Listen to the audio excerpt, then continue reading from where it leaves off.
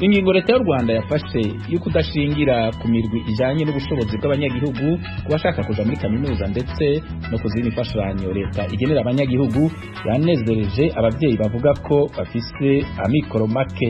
Iki kintu kizaba ikintu cyiza cyane. Mwarimu umushahara we leta irawuzi, ariko turacyafite imbogamizi. Umwana wa mwarimu kugira ngo azige ashobore umwarimu amuhere kaminuza mu mushahara we ni ikibazo. Ingibi byaje ngo bizorohera umwarimu, kuko umwarimu ntabwo ari umuntu uri hejuru w'umukire, nta nubwo ari n'umukene cyane. Abo ni bamwe mu bavyeyi bavuga ukuntu bakiriye iyo ngingo ya leta y'u Rwanda. Umunyapolitike atavuga rumwe na leta ya Uganda Bobi Wine avuga ko abasirikare binjiye imuhiriwe. Muri ico gihe ibiharuro vya mbere vyavuye mu matora y'umukuru w'igihugu yabaye ejo ku munsi wa kane muri Uganda byatanguye gutangaza. Hamwe mu makuru avugwa hirya no hino kw'isi. Umunyapolitike atavuga rumwe na leta ya Uganda Bobi Wine yatangaje ko abasirikare binjiye imuhiriwe uno munsi kuwa gatanu. Muri ico gihe President wa Uganda Yoweri Museveni avuga ko ari imbere ya Bobi Wine mu matora y'umukuru w'igihugu yabaye ejo kuwa kane hisunzwe ibiharuro vya mbere bivuye mu matora.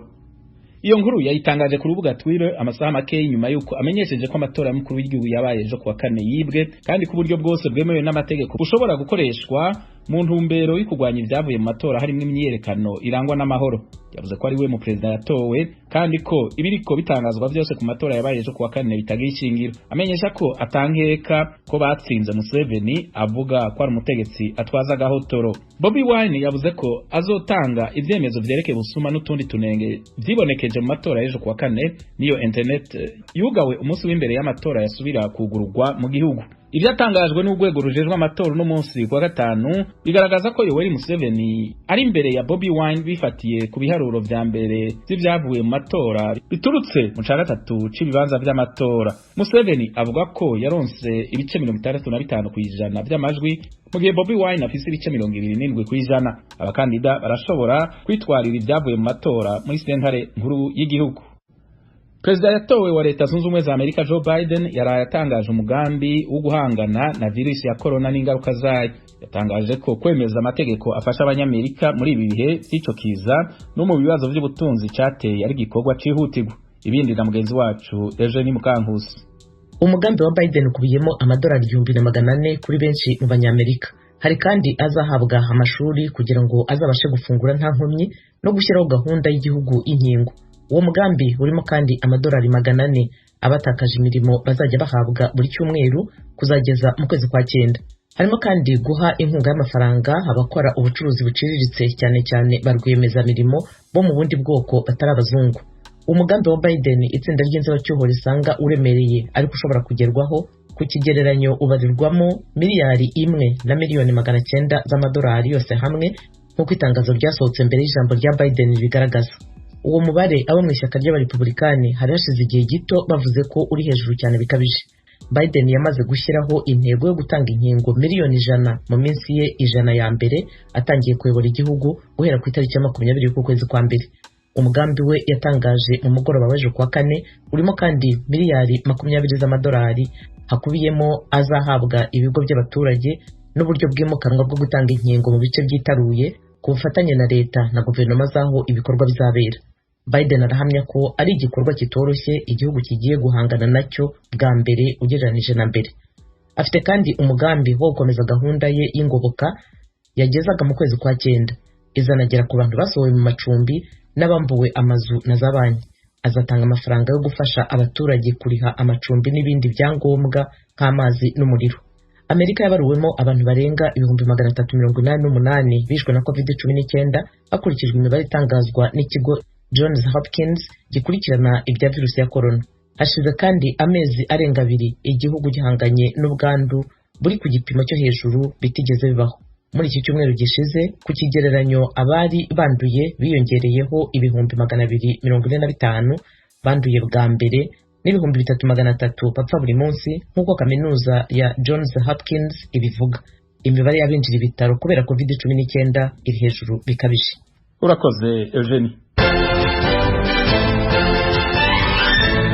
ayo yari amwe mu makuru bavugwa hirya no hino ku isi. Radio Ijwi ry'Amerika Washington DC. Mushobora no kudukurikirana kuri Facebook no ku kibanza cha internet arico wezi3 akaburungu radio yacu voa.com.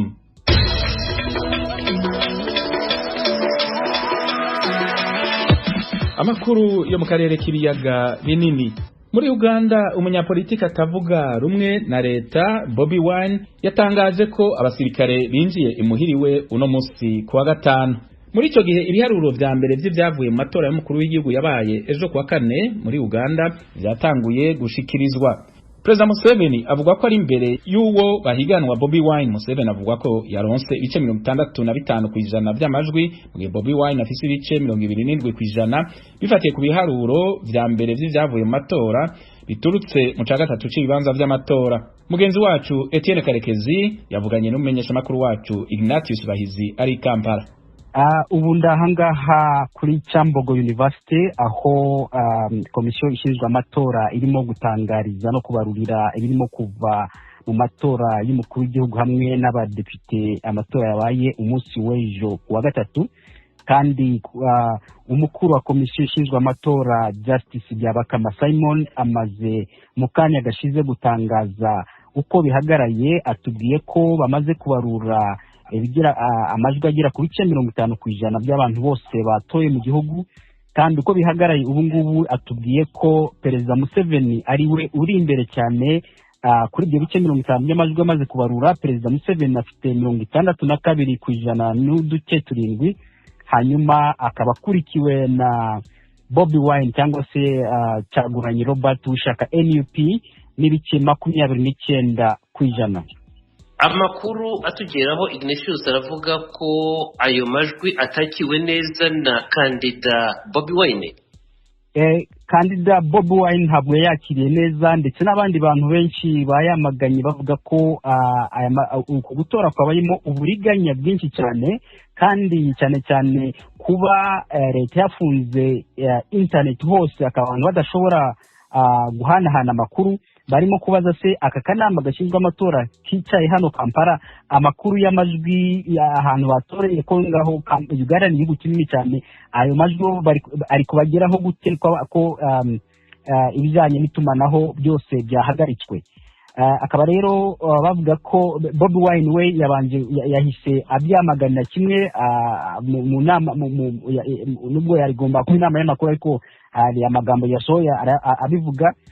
Akimara kubyamagana atubwira ko yahamagaye abantu bamufashije mu ishaka rye bamufashije gushaka amajwi kugira ngo bafate umwanzuro ku kigiye gukurikira, ariko akimara kubivuga igisirikare n'igipolisi bahise baguta urugo rwe nk'uko Bobi Wine yatubwiye, ngo burira ku rupango rwiwe binjira imbere, nuko bafata bamwe mu bamurinda, hanyuma bashyira na bariyeri hanze y'urugo rwe kugira ngo hate kugira umuntu hagera.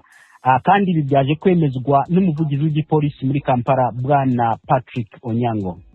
Aya matora yo muri Uganda Ignatius nta ndorerezi z'amahanga nyinshi zayakurikiranye uretse indorerezi z'umuryango wa Afurika y'Iburasirazuba. Hari icyo zitangaza kuri iki kibazo? Kuri ubu indorerezi ntacyo zari zatangaza, ntabwo ari n'izo muri Afurika y'Iburasirazuba zonyine, hari n'izo muri mu muryango w'abibumbye United Nations, hari izo muri IGAD Intergovernmental Authority on Development. Muri rusange Afrika yose abantu benshi muri Afrika imiryango itandukanye muri Afrika yohereje indorerezi, uretse indorerezi zo ambasade ya Amerika hano y'Ubwongereza n'ahandi bavuze ko batashoboye kohereza abantu kureba uko aya matora arimo kugenda. Ariko uyu munsi ubwo ukuriye komisiyo y'amatora yatangazaga bamwe muri aya ambasade yari yohereje abantu, intumwa zabo zari zihari, ndetse n'ibihugu bitandukanye byo muri Afrika bifite ambasade hano nabyo yari yohereje intumwa zabo bicaye mu cyumba aho barimo gutangariza aya majwi, kuko uyu munsi atangaje ibaye inshuro ya 5 atugezaho ukuntu amajwi arimo kugenda.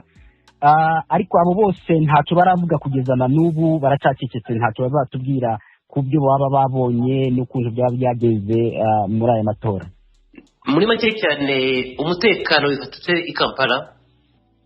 nta kintu cyari cyahindukaho cyane kuko byari bimeze ejo ku munsi w'itora, ariko bigaragara mu mujyi wa Kampala bigaragara ko abantu ari bakeya cyane, ibikorwa ntabwo byari byasubira nk'uko byari bihoze. Abasirikare babona imirongo y'abasirikare n'abapolisi banyuramo bazenguruka bamanuka bazamuka abandi baja hirya no hino. Hari imbunda ziremereye za rutura zimwe bagiye bashyira hirya no hino mu mujyi. Bigaragara ko umutekano uriho, ariko kandi ikindi twaje kuva ku ruhande rwa Bobi Wine nuko abantu be benshi cyane abo mu mujyi bafunzwe, akaba abantu hafi abantu basaga 1000 be baba barafunzwe niko avuga, ariko ibi ntabwo twashoboye kugira ngo twe tubyimenyere ku rundi kuko ntabwo polisi byemeza. Turagushimiye Ignatius Bahizi i Kampala. Murakoze cyane namwe Mr. Karekezi. Mu Rwanda ikigo kijejwe guteza imbere ibikorwa by'iterambere mu nzego zo hasi RODA itangaza ko imigwi mishasha abanyagihugu bamaze gushigwamwo bifatiye ku bushobozi bafise bitazosubira gushigwaho kubashaka kuja muri kaminuza ndetse no kuzina imfashanyo leta igenera abanyagihugu. Kigali, inkuru y'Idonido yateguwe na Asumta Kaboyi. Mu rwego rwo kuvugurura ibyiciro by'ubudehe bishya, ikigo gishinzwe guteza imbere ibikorwa by'iterambere mu nzego z'ibanze RODA kiratangaza ko ibyiciro bishya by'ubudehe abaturage bamaze kwishyiramo bitazongera gushingirwaho mu kubagenera ubufasha. Madamu Nyenabagaga Claudine uyobora RODA asobanura ko gufasha abaturage byaba mu kurihira abanyeshuri, gutanga ubwisungane mu kwivuza n'izindi serivisi abaturage bakenera kuri leta bitazongera gushingira ku rwego rw'icyiciro cy'ubudehe bashyizwemo. Kwaka buruse icyo abanyarwanda bari banenze nuko iyo buruse y'inguzanyo n'ubundi yahabwaga uwo muri da cyangwa yenda nkoresheje igiciro dushoje yahabwaga uwo mu cyiciro cya mbere n'icya kabiri, uwo muri ca mu cya gatatu ntayihabwe. Icyo bivuga ni iki? Bivuga ko icyo gihe hari abana bacikanwaga, nicyo batubwiye abaturage. Baratubwiye bati abana bo muri kategori ya gatatu n'iya kane yenda bafite ababyeyi babasha kubona ibibatunga ariko ntibabashe kwishyura kaminuza, barimwa baracikanwa n'ayo mahirwe. Ubwo rero uyu munsi babana bo mu cyiciro cyo hasi gikennye cya da na ca ayo mahirwe barayafite n'ubundi bari bayafite, ariko hiyongeraho abana bo muri ba na a nabo bashobora guhabwa inguzanyo. Icyari cyagaragajwe cyane cyane ni abantu bari muri kategori ya gatatu, bavuga cyane cyane abarimu bati umwarimu ashobora kubona ibitunga abana be ariko yenda ntafite ubushobozi bwo kwishyura kaminuza.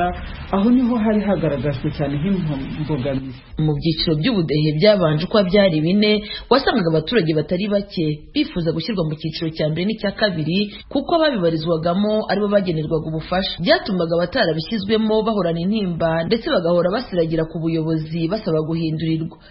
Bashyize mu cya gatatu ariko ntakwiye, noneho nsaba gushyirwa mu cya kabiri. Umuntu w'umuhinzi udafite imodoka udafite iduka yaba afite ubukireki.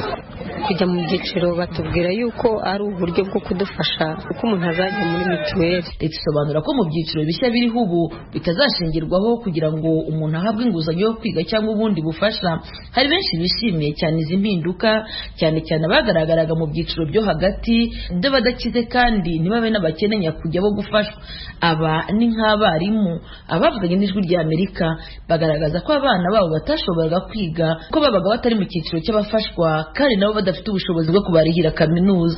Iki kintu kizaba ikintu cyiza cyane. Mwarimu umushahara we leta irawuzi, ariko turacyafite imbogamizi. Umwana wa mwarimu kugira ngo azige ashobore umwarimu amurihire kaminuza mu mushahara we ni ikibazo, ndetse hari naho bidakunda no muri za segonderi, nabwo na segonderi kikaba ikibazo.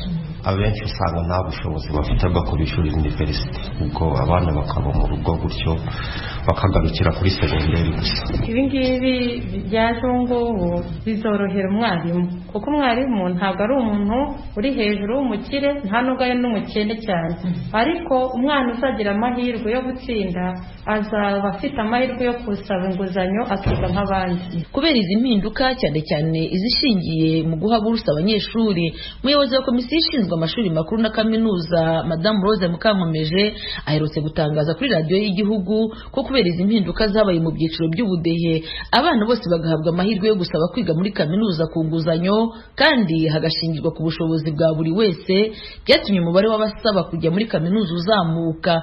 Imibare yatangajwe igaragaza ko abanyeshuri bagera ku 26,000 aribo basabye kwinjira muri kaminuza y'u Rwanda, igihe mbere babarirwaga mu 13,000. Ibyiciro by'ubudehe byahindutse, byavuye kuri 1, 2, 3 n'icya 4, aho ubu byabaye 5 kandi bikabarwa hakoreshejwe inyuguti A, B, C, D na E. Abakize cyane muri ibi byiciro bishya babarirwa mu nyuguti ya A, nababasha kwinjiza amafaranga y'u Rwanda 600,000 haba ku mushahara bahembwa, umutungo winjira uva mu bindi bikorwa, cyangwa se umuntu ufite ubutaka mu mujyi bungana na hegitari 1 no kuzamura, cyangwa afite ubutaka mu cyaro bungana na hegitari 10 no kuzamura, cyangwa akaba abasha kwinjiza ari amafaranga mu bikorwa by'ubworozi. Icyiciro cya B kirimo abinjiza kuva ku mafaranga 35,000 kugeza kuri 600, cyangwa se umuntu ufite hegitari 1 kugera kuri hegitari 10 mu cyaro, cyangwa afite metero kare 300 kugera kuri hegitari 1 mu mujyi. Icyiciro cya C kirimo agomba kuba yinjiza hagati y'ibihumbi 45 kugera kuri 65, cyangwa se afite 1/2 cya hegitari kugeza kuri hegitari 1 mu cyaro, cyangwa akaba afite metero kare 100 kugeza kuri metero kare 300 mu mujyi. Icyiciro cya D cyo kirimo winjiza ibihumbi 45 no gusubiza hasi ku kwezi, cyangwa se ufite ubuso buri munsi ya 1 cya hegitari mu cyaro n'ubuso buri munsi ya metero kare 100 mu mujyi. Icyiciro cya E nicyo kirimo abafashwa. Abasobanuriwe ibyiciro by'ubudehe bishya bavuga ko ari icyiciro cyihariye kirimo ingo z'abantu badafite ubushobozi bwo gukora kubera imyaka bafite, ubumuga bukabije cyangwa indwara zidakira, kandi nta mitungo bafite cyangwa ahandi hantu bakura ibyo bakeneye mu mibereho. Assumpta Kaboyi, Ijwi ry'Amerika, i Kigali. Urakoze Assumpta. Mu gihe amashuri mato mato n'ayisumbuye muri Repubulika ya Demokarasi ya Kongo amaze ukwezi yugawe kubera virusi ya corona, bamwe mu bavyeyi bo mu ikambi ya Rusenda bifuza ko amashuri yo kugagwa kuko abana babandanya kuzerera ku kiyaga Tanganyika kubera kutiga. Umenyesha makuru w'Ijwi ry'Amerika Vedaste Ngabo yavuganye na bamwe mu bavyeyi bo mu ikambi ya Rusenda. Iki kiza cha coronavirus ikitubabaje abana bacu bariko barayerera birigwa mu masenema babaye mayibobo, nayo nk'utagira se wari umuvyeyi nyina wenyene gusa nta jambo, abandi birigwa kwiba mu mihana y'abantu, umuvyeyi ntakijya udufaranga rose no kuza kuriha amande ya umwana yivye. Ugira gutya ngo umwana wawe yivye ngo zana 50 zana 200, natwe turabarefije nimudutabara abana basubire ku mashure. Umwana avuye kwishura zo yarushe agashikira kuvoma amazi, umwana agashikira koza amasahani, ariko ubu umwana yera sizere agashika sizere ari mu isenema. Kubijanye n'abana bacu cyangwa se kubijanye n'amashuri, turavye kumva buri mwaka amashuri arugagwa ngo kubera ikiza ca corona. Icyo kiza cya corona turatangazwa, turibaza n'ibyo kiza cya corona kigenda kiraba ahantu hari abanyeshuri mu mashure, niba gifata abanyeshuri gusa ntituramenya. Kuko umaze kubona amashure yugaye, ugasanga amasenema aruguruye, ugasanga amasoko ariko ararema, amashengero ariko arinjira, mugabo abana bacu akaguma mwibarabara buri munsi bari ku Matanganyika bafatiwe yo bibye, ahandi abantu bari mu masenema niho bakuru ubusutwa ubushirasoni. Turababazwa cyane no kumva abana bacu birirwa mwibarabara batiga baduhenda ngo ni corona, mu gihe tumva ko corona yo bifata abantu bakuze, niturumva abana bafashwe na corona. Ese ko batwugarira amashure buri munsi bazivuganye na corona ko iyo corona izo ziragenda iraba ahantu hari amashuri akaba ari bifatira abanyeshuri, ibyo biratubabaza cyane gose. Dusaba ko batwugurura amashuri abana bacu babandanye amashuri bige, iyo corona niyaza bazoyigwanye nkuko bagwanyiriza n'abandi, mugabo abana tubone ko ari mu mashuri. Byukuri turahangayitse, turateshejwe n'abana bacu ngaha mu nkambi ya Rusenda, kubona abana birirwa mu babarabara, abana birirwa ari abamayibobo mu ibarabara mu gihe hari ikibanza cyo kwiga bari bafite indurwa yo kwiga. Twaratangaye cyane ahubwo kubona abana bacu bamaze kuba abamayibobo, basigaye birirwa bayerera mu mabarabara, birirwa kuri Tanganyika atakazi bafise. Kandi leta yari ikwiye kuraba uburyo bakwiriye kurwana urugamba rwari rwo rwose kugira abana bacu bige, kubera ko izi saha amasoko ararema, ububare burakorwa, amashengero aruguruye. Ese kubera iki abana biwacu bo batokwiga?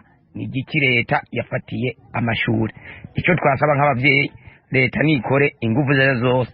Ibyo bya corona ntabwo yoba mu mashuri gusa, itabaye mu masoko no mu mashengero cyane no mu bubare. Icyo nico twarira abavyeyi kugira abana bacu babandanye biga. Hariho nk'abamwe twari dufise nk'abana biga ku mashuri y'Ikigange Nundu, uyu munsi twaza twamaze no kuriha amahera y'igitse, ariko kugeza ubu abana baricaye aho rero nagahinda n'umubabaro kubona amashuri yugagwa ariko tukabona ibindi bikorwa byose by'abantu baba bakoraniye hamwe bibandanya, amasoko, ububare, eka n'ibindi byinshi tukabona birabandanya, ariko amashuri yoyo akaba niyo agirante, akaba niyo ashobora kugagwa. Mbe icyo kintu gitumye amashuri yugagwa gihera mu mashuri gusa?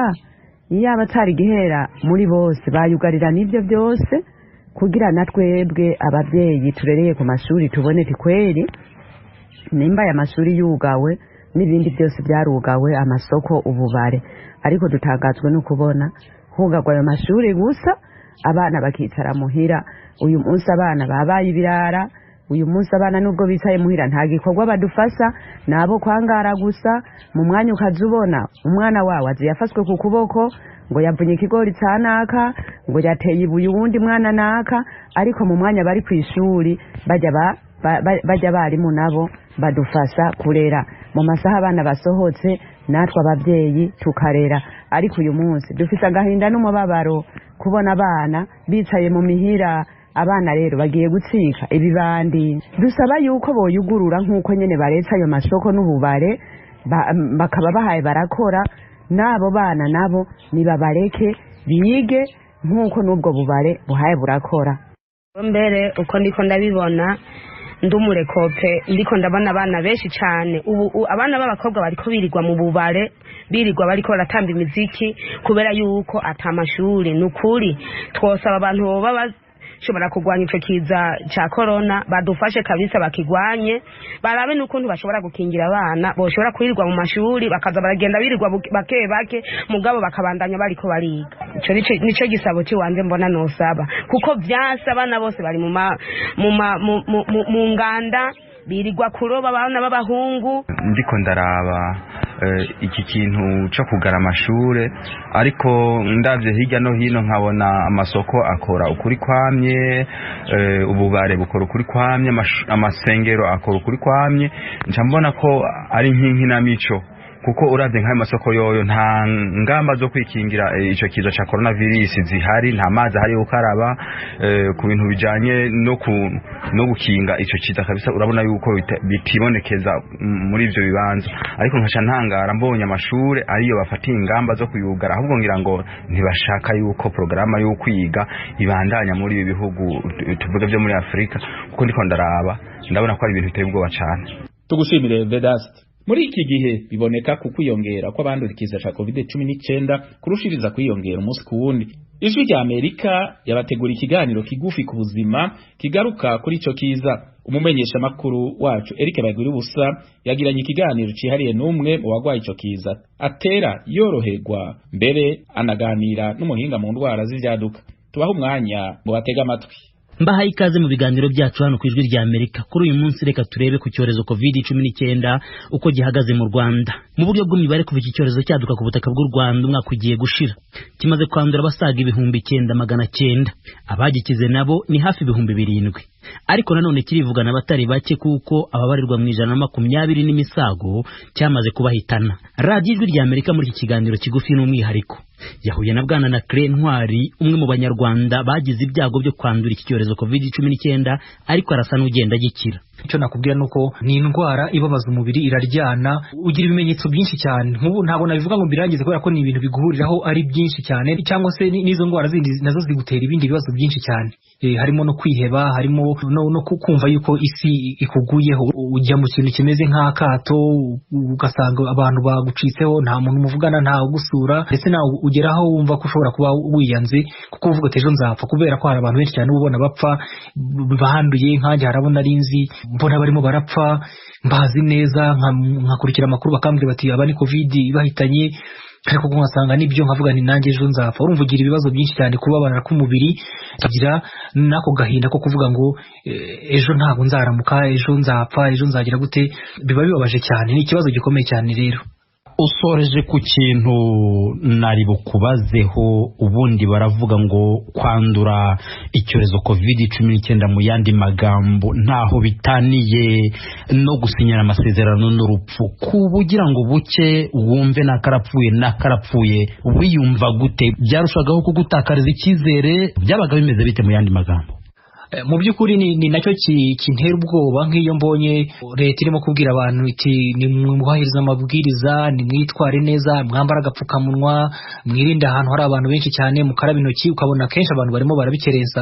Ibi bintera ubwoba kubera ko nk'uko wari ubivuze cyangwa se nk'uko byakwiye kuba bisobanuka, ubundi umuntu wanduye COVID-19 uko nabibonye muri experience nabonye abameze nk'usinyanya amasezerano n'urupfu, kubera ko anytime ashobora gupfa.